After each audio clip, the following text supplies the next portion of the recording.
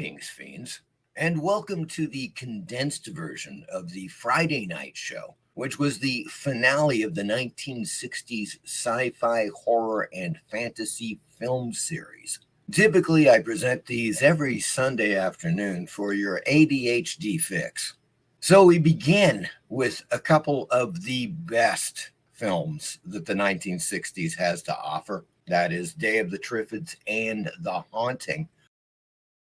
First up, The Day of the Triffids from 1963. This film stars Howard Keel, Nicole Murray, Jeanette Scott, and Kieran Moore, and was directed by Steve Seekley, based upon the fantastic novel by John Wyndham. After a strange meteor shower leaves most of the population blind, a merchant Navy officer must save humanity from attacks by violent plants. This is a fantastic film. I highly recommend it. First, let's take a look at the trailer.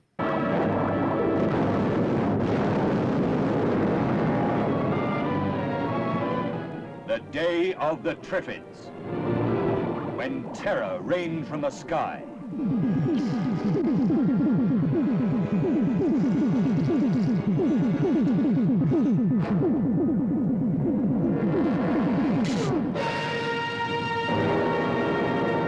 The Day of the Triffids, when the Earth orbits into a nightmare.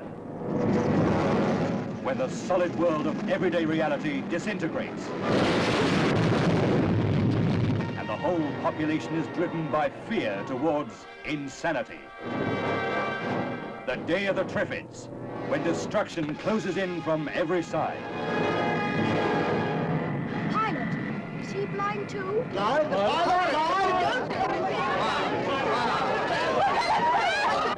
Going to be starvation, fire, pestilence. Anyone caught in the middle of it doesn't stand a chance. I think we ought to get out of here and go on to Spain. How can you know it's any better there? I don't. Doesn't seem to have any central nervous system. Then how does it move? All plants move. And they don't usually pull themselves out of the ground and chase you.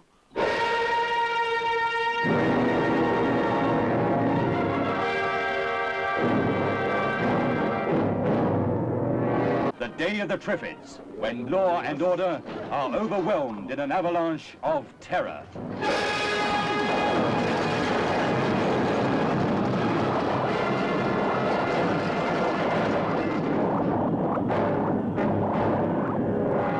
As you can see, the production values were very high with this film. It was a big budget flick. 1963, I think they did a great job with the Triffids.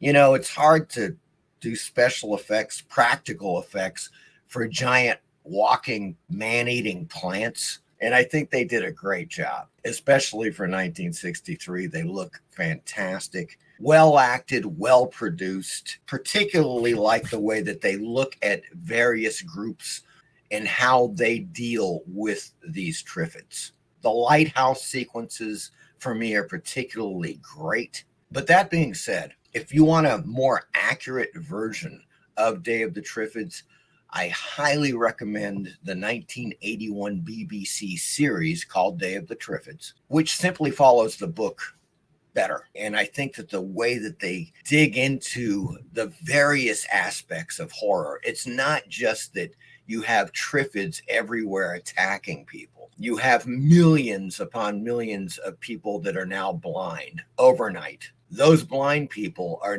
not only being attacked by Triffids they cannot see, there are no more services. Civilization is completely shut down. No one is going to save them. So you have millions of blind people in the streets being attacked by Triffids. And then you have the characters that did not see the meteor shower from the previous night, so they were not blinded. Those people are, of course, the hot commodity for the blind people. So in the series, you have scenarios like blind people that are trying to find somebody that can see, and sometimes if they get them, they enslave them. That is one aspect of the original series and the novel that does not come through in this film. I think the compounded horror of the Triffids attacking blind people the blind people desperate to live who are resorting to enslaving people that can see if they can possibly do it. And the people that can see, a very small minority, trying to figure a way to destroy the Triffids and save what's left of humanity. But in the film, they do a great job as far as the Triffid threat. And in certain cases, how society, of course, is broken down. The mansion scene with the party and when the Triffids attack is fantastic. Next up, we have The Haunting from 1963. This is also based upon a novel, The Haunting of Hill House by Shirley Jackson. Highly recommended as well. If you want a good ghost story, check out that book. If you want a great film, check out The Haunting, directed by Robert Weiss. Let's take a closer look. 4 people spend the night at a mysterious New England mansion and find themselves trapped within its evil walls where the dead are restless. This film stars Julie Harris, Claire Bloom, Richard Johnson, Russ Tamblyn, Faye Compton, and of course is directed by Robert Weiss. The fantastic thing about this film, which is a ghost story, is that you never see anything. That is the amazing thing about this flick. There's no physical or visual manifestations of ghosts. It is all suggestion through cinematography and sound. And of course, I have the trailer for The Haunting. Stop it! God. God. Whose hand was I holding? How many of us take seriously the things we cannot or do not want to understand, simply because we are afraid? No, your paw! Did you hear me calling? Oh, this house. You have to watch it every minute. The Haunting was produced and directed by Robert Wise, brilliant producer of West Side Story. The stars consist of a cross-section of top talent in the world of entertainment. Julie Harris, Claire Bloom, Richard Johnson, Russ Tamblyn. What does it take to convince you that the dead do not always rest in peace? That some houses, like Hill House, are born bad?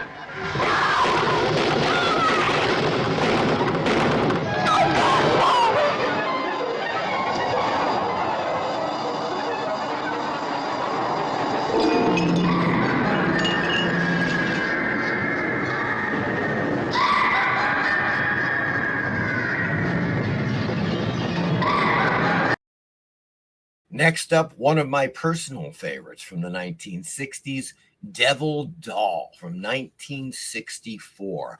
Love that key art, although I would not call it a 1964 horror schlocker.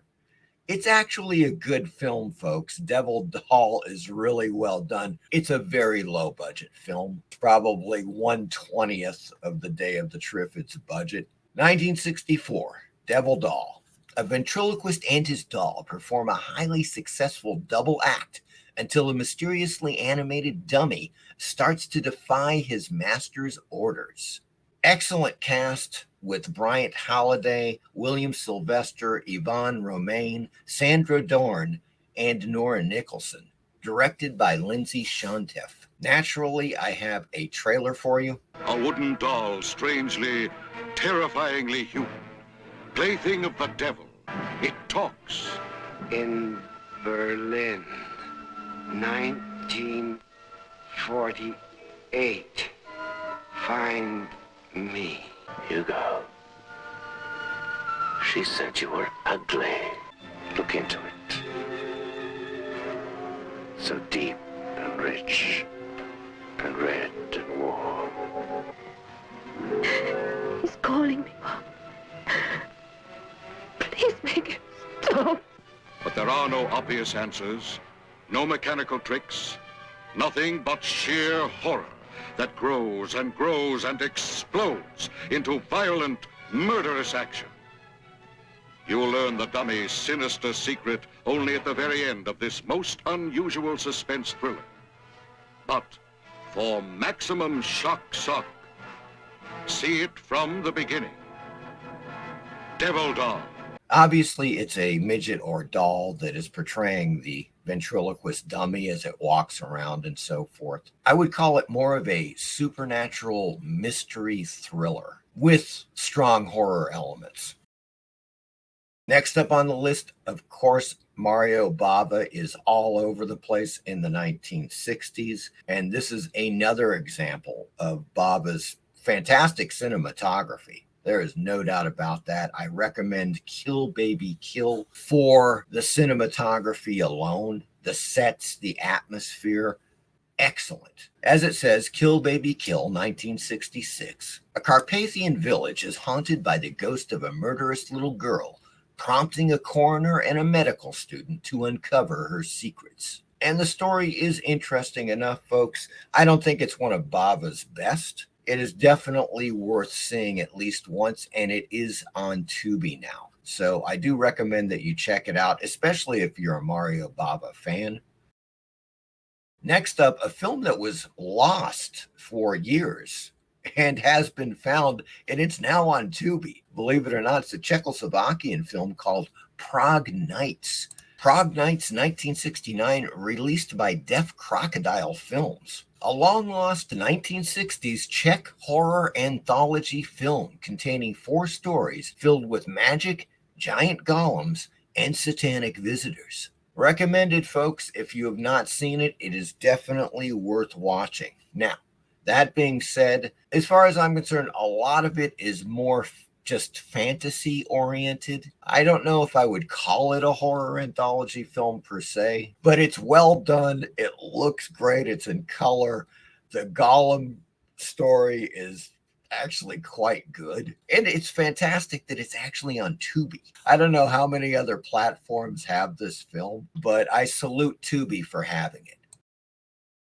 Next up, a rather relevant film to the times we are in. This Is Not a Test.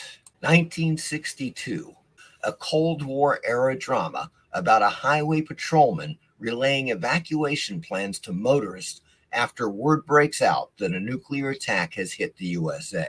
Well, guess what? Hello again, Cold War era. There is a certain relevance to this film. Really cool in the sense that there are no special effects. It's out on a remote stretch of highway. It's simply a cast of characters and how they react as they fear that a worldwide nuclear war is happening and that the United States has been attacked. And it is, as one should expect, very grim.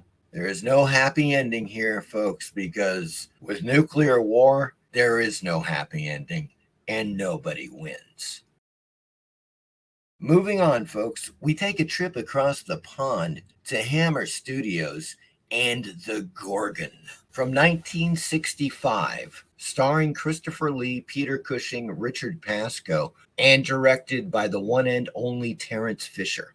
As it says, in 20th century Europe, a Gorgon takes human form and destroys a small village by turning its citizens to stone. Who can stop this creature? The Gorgon is a top-notch Hammer film.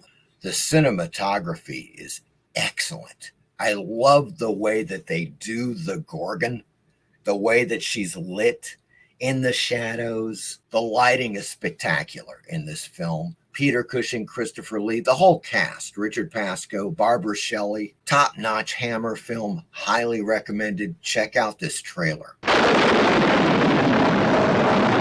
It has been said that every legend and myth known to mankind is not entirely without some truth.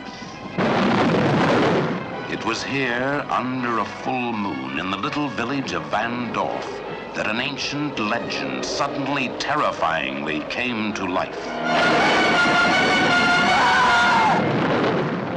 Doctor, you'll perform an autopsy. On a body that's turned to stone?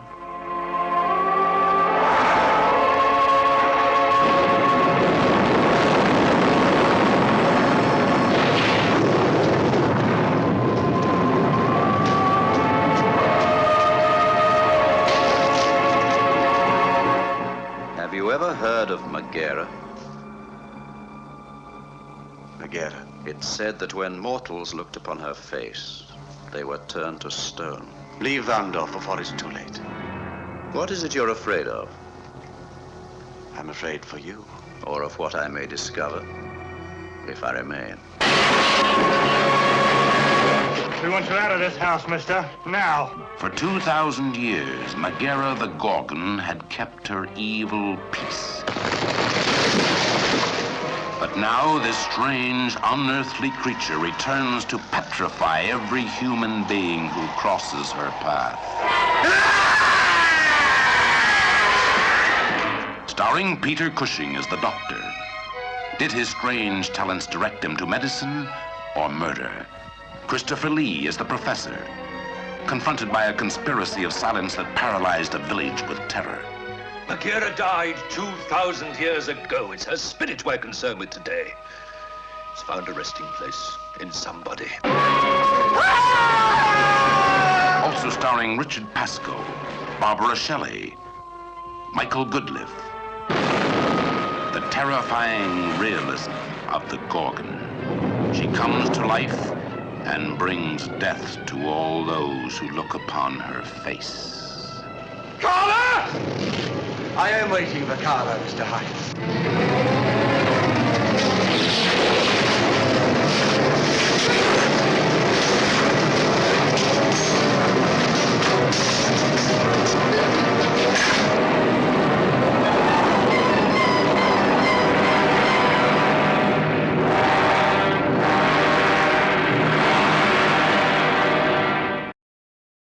Next up, we have a queasy little number called The Strangler, starring Victor Buono. The Strangler, from 1964, an overweight lab technician with low self-esteem, brought on by his domineering mother, vents his rage by becoming a serial killer of female nurses. Also starring David McLean and Diane Sayer. Now, I haven't seen this one in years, and I remember it as an effective serial killer type film. And Victor Buono, of course, is an excellent actor, so you can count on him to deliver the creeps. It's a kind of film that I'm really not into that much. I'm not big on serial killer films, folks. They tend to get very tedious and predictable. This one is well done. It's low budget, but once again, Victor Buono does steal the show as the Strangler.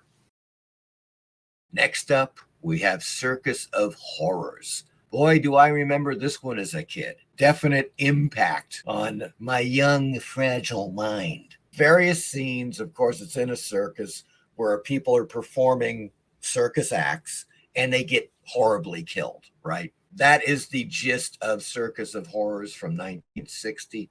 As it says, a disgraced British plastic surgeon flees to France, where he buys a circus and turns its post-op female stars into prisoners who must perform or die. Starring Anton Diffring, and Donald Pleasance is also in this film, with a cast of exceptionally great-looking women. Directed by Sidney Hires. Let's take a look at the trailer, shall we? If you are a murderer, a blackmailer, or a thief, with a face as ugly as sin, and a mind as distorted as the devil's, then this man, he might help you. You could be beautiful, if you would trust me.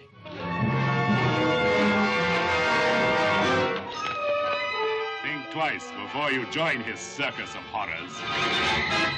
He'll change your face beyond recognition. But your soul, he'll enslave for all time. Remember, he alone will know the secrets of your evil past, and never will he let you escape alive.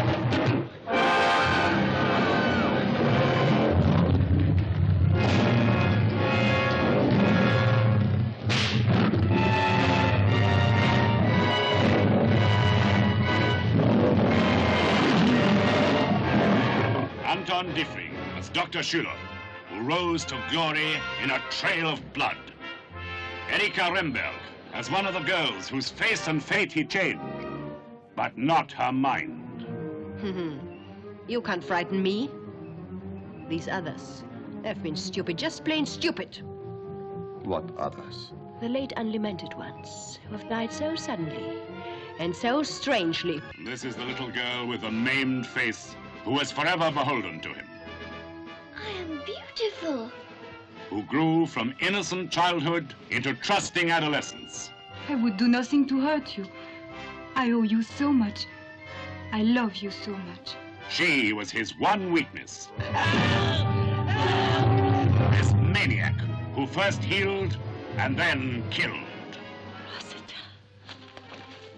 What just happened was an accident.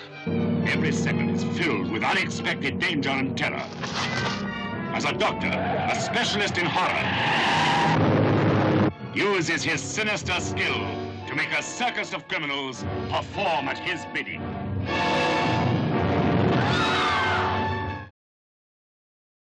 The Playgirls and the Vampire. What teases to be some kind of a horror exploitation film barely delivers in that regard. It is offbeat, and there is some titillation involved in this 1963 horror flick. And there is an incredibly long description.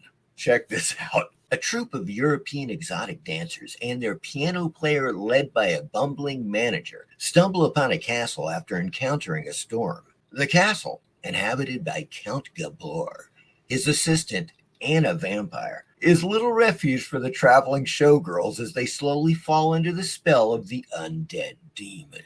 Vera, one of the reluctant dancers and the living doppelganger of the vampire's dead wife, who has been dead nearly 200 years, becomes the object of affection for both Count Gabor and the vampire. Directed by Piero Rignoli.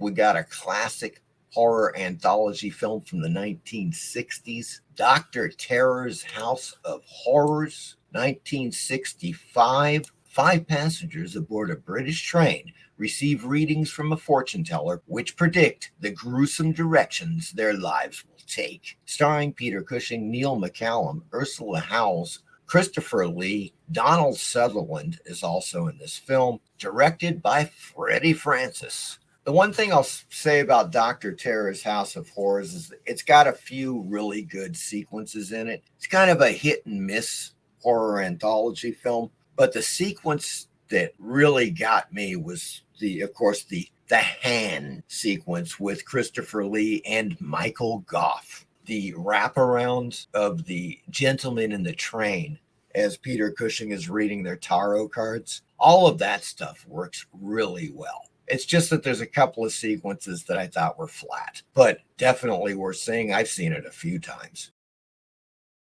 Next up, I've seen The Flesh Eaters probably 10 times, folks. There is no doubt about it. If you want to watch a film that is a master class in no-budget filmmaking, watch The Flesh Eaters. 1964, as it says, the water surrounding a desert island is very nippy as a group of trapped travelers finds out when violent water creatures start eating them alive. Starring Martin Kozlik, Rita Morley, Byron Sanders, Ray Tudor, Barbara Wilkin, and directed by Jack Curtis. Folks, this no-budget film puts every freaking dollar on the screen, getting creative without having to spend more money. Additionally, the special makeup effects in The Flesh Eaters is really quite good. What they show in detail for the time must have been shocking. Of course, Herschel Gordon Lewis has already come out with a few of his little gore fests, but his gore,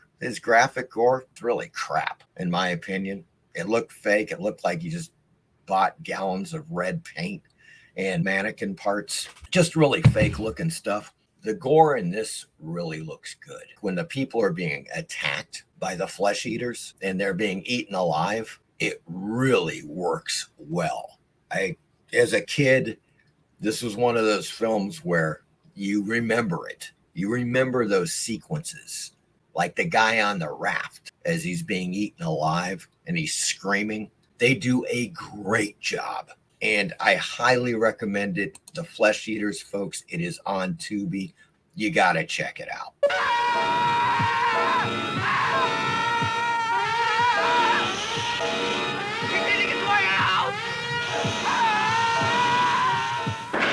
Listen to those screams. They're eating him alive.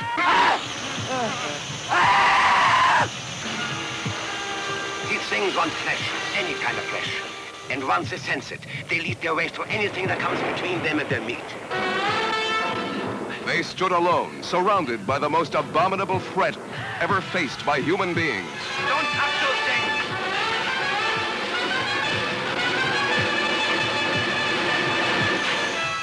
I need bandages, strips of cloth, anything, quickly!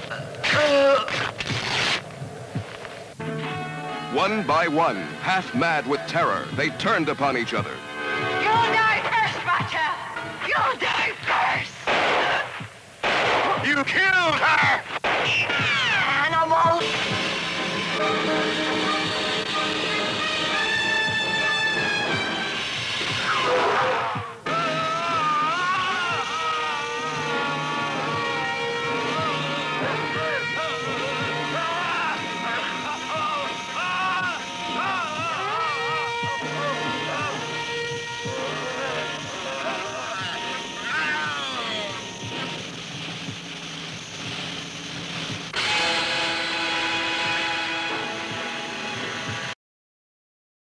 Next up, we have Mission Stardust. Yes, it's a sci-fi film from 1967. During their mission to mine radioactive material on the moon, a team of astronauts finds a super intelligent species armed with a band of killer robots. Starring Lang Jeffries, S.E. Person. Oh, yes, there are a couple of hotties in this flick. Directed by Primo Zeglio. And for that reason alone, I highly recommend it. There's some great stuff in it. There's some really cool 1960s science fiction trappings. But in particular, there's a couple of the actresses that are just smoking hot. So in that respect, you got to check out Mission Stardust at least once.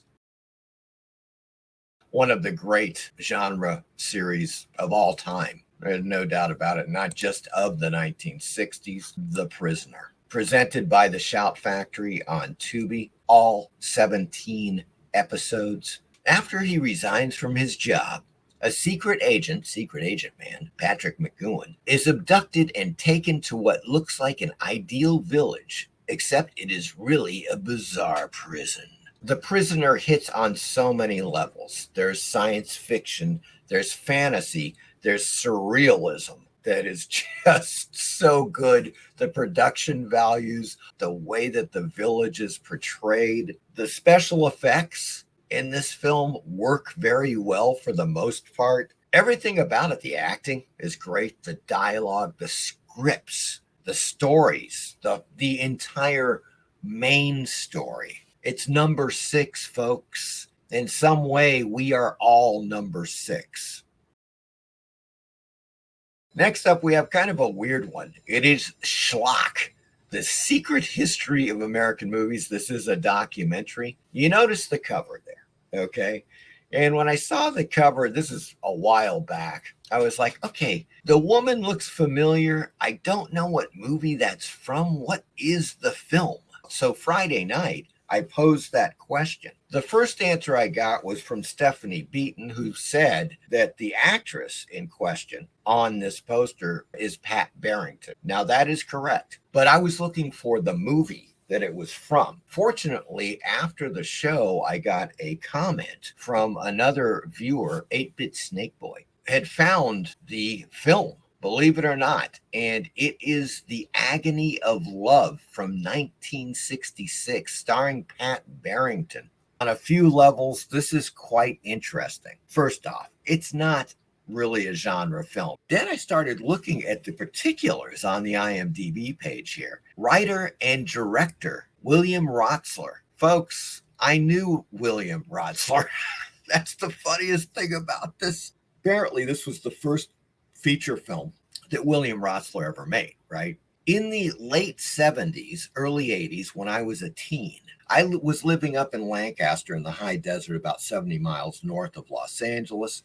I would catch a ride once in a while, once a month or once every 2 months down to Los Angeles with these other friends of mine in Lancaster who would go down to the Los Angeles Science Fantasy Society meetings, LOSFAS. It still exists.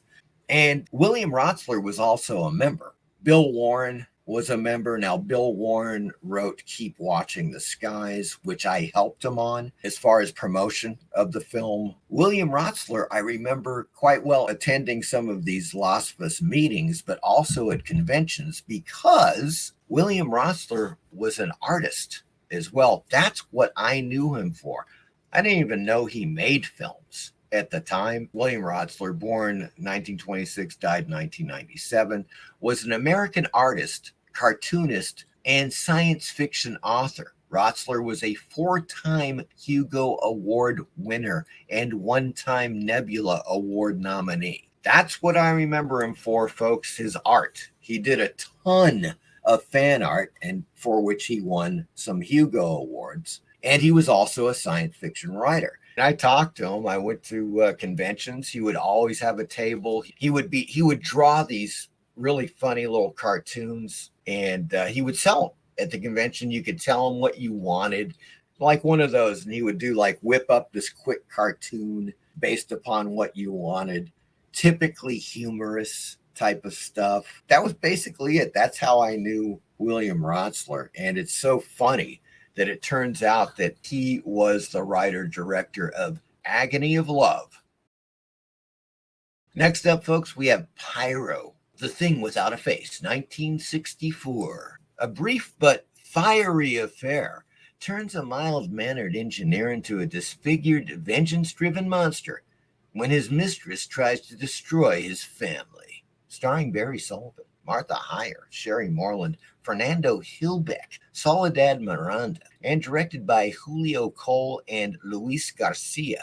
Okay, folks, 1964 flick. I remember Pyro, The Thing Without a Face, and it had an impact at that time. But this is one of those cases where many years pass, and when you go back to it, it's just not nearly as effective as it originally was. Fortunately, moving on, we come to The Sadist, a human volcano of unpredictable terror, suspense, terror, sudden shock. The Sadist, starring Arch Hall Jr. in what is probably his greatest role. It is on Tubi. It's probably everywhere. I would imagine it's on YouTube and Pluto and a ton of other platforms. 3 people on their way to a Dodger game pull over because of some car trouble and find themselves faced with a psychopath and his girlfriend. Arch Hall Jr., Helen Hovey, Richard Alden, Marilyn Manning, Don Russell, in a film directed by James Landis. Once again, this is one of those films. It's very, very low budget. I dig the hell out of the cinematography in this film. They do such a great job. It's dark, grim, and definitely not a Hollywood ending, folks. Let's put it that way. It's just one of those great flicks from the early 60s that refuses to fall into any of the classic cliched Hollywood trappings. And that's another reason why it has endured for decades as being a revered classic horror thriller film.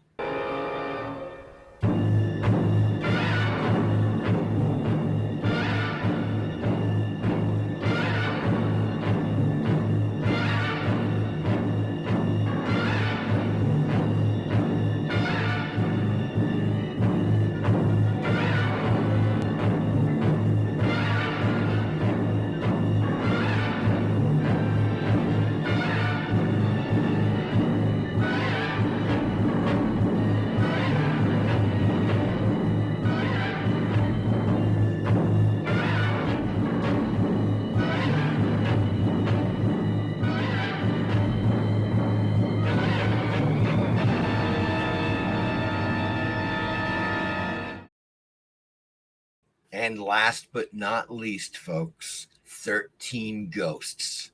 Love the way that they revamped this key art. That looks really cool. Directed by the one and only William Castle. As it says, inside the turn-of-the-century mansion he inherited, a paleontologist and his family find themselves plagued by the ghosts of its former owners. Starring Charles Herbert, Joe Morrow, Martin Milner, Rosemary DeCamp, Donald Woods, and Margaret Hamilton. Me pretty. This is another film that as a kid had a tremendous impact on me, scared the crap out of me, you know, seeing this when I was 7 or 8 years old. I was just like, holy shit, these ghosts. They did such a great job. William Castle knew exactly what he was doing. He knew how to exploit and market films like nobody else at the time. I love the gimmicks, of course, the glasses that they gave you. It's just a lot of fun. And naturally, I have a trailer for this classic William Castle film. Check it out. No more dictation today. When you see 13 ghosts, you'll be given a supernatural viewer like this, which will enable you to penetrate for the first time into the spirit world. It will let you see all 13 of our weird, wonderful, and wildly assorted ghosts. Now, brace yourself as we take you across the threshold of our haunted mansion, where there's a ghost for everyone in the family. Father, mother, sister, brother. You'll be scared stiff too when you see what they see. 13 ghosts materializing in ectoplasmic color through the magic of Illusiono, the ghost viewer. The ghost of a lion in the basement. The ghost of a murderous cook in the kitchen. Stop it! Stop it, I say! The ghost who speaks through the lips of the living. Death tonight. To one of you. The evil ghost in the bedroom, fighting to take possession of this beautiful girl. You'll feel all the thrills and chills of seeing one ghost multiplied by the magic number 13. Okay, folks, that wraps up our look at 1960 sci-fi horror and fantasy films part 3. I hope you enjoyed this video, and as always, please like and subscribe. Thank you.